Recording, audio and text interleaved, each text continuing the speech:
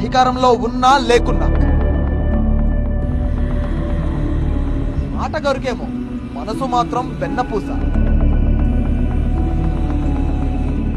అప్పుడు రైతులు కాసరా,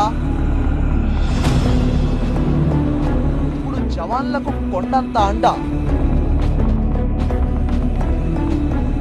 పార్టీ పెట్టింది మొదలు నేడు అధికారంలో భాగస్వామి అయ్యే వరకు ఎత్తిన జెండా దించలేదు, చెప్పిన మాటపై వెనక్కి తగ్గలేదు. ప్రత్యర్థులపై విరుచుకుపడడంలోనే కాదు, అన్నార్థులకు సాయం అందించడంలోనూ అదే పంథాను కొనసాగించారు పవన్ కళ్యాణ్.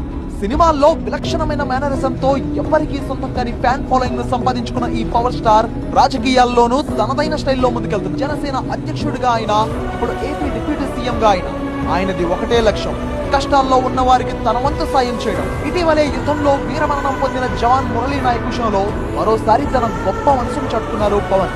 బాధిత కుటుంబానికి రాష్ట్ర ప్రభుత్వం 50 లక్షల రూపాయల ఎక్స్‌గ్రేషియా ప్రకటించగా మురళీ నాయక్ స్మారక చిహ్నాన్ని ఏర్పాటు చేయాలని నిర్ణయించింది. ఆయన కుటుంబానికి 5 ఎకరాల భూమితో పాటు 300 గజాల ఇంటి స్థలం కూడా ఇవ్వనున్నట్టు డిప్యూటీ సీఎం పవన్ కళ్యాణ్ ప్రకటించారు. వారి కుటుంబంలో ఒకరికి ప్రభుత్వ ఉద్యోగం దక్కేలా చూస్తామని కూడా భరోసానిచ్చారు. అయితే ఇదంతా ప్రభుత్వ సాయం. తన వంతుగా మురళీ నాయక్ కుటుంబానికి పవన్ కళ్యాణ్ ఆర్థిక సాయం ప్రకటించడం విశేషం. తన తరపున 25 లక్షల రూపాయలను మురళీ నాయక్ కుటుంబానికి ఇవ్వనున్నట్టు ప్రకటించారు పవన్ కళ్యాణ్.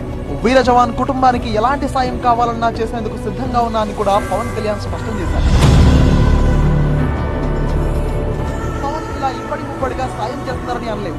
ఎందుకంటే కూటమి ప్రభుత్వంలో భాగంగా ఉన్న పవన్ సర్కార్ తరపున సాయం అందేలా చూస్తూనే వ్యక్తిగతంగానూ తనకు తోచిన సాయాన్ని ప్రకటిస్తున్నారు. అధికారం లేని సమయం నుంచి కూడా ఆయనది ఇదే వరస. ఎక్కడ ప్రజల కష్టాల్లో ఉంటే అక్కడ బాలిపోవడం తన స్టైల్ గా మార్చుకున్నారు.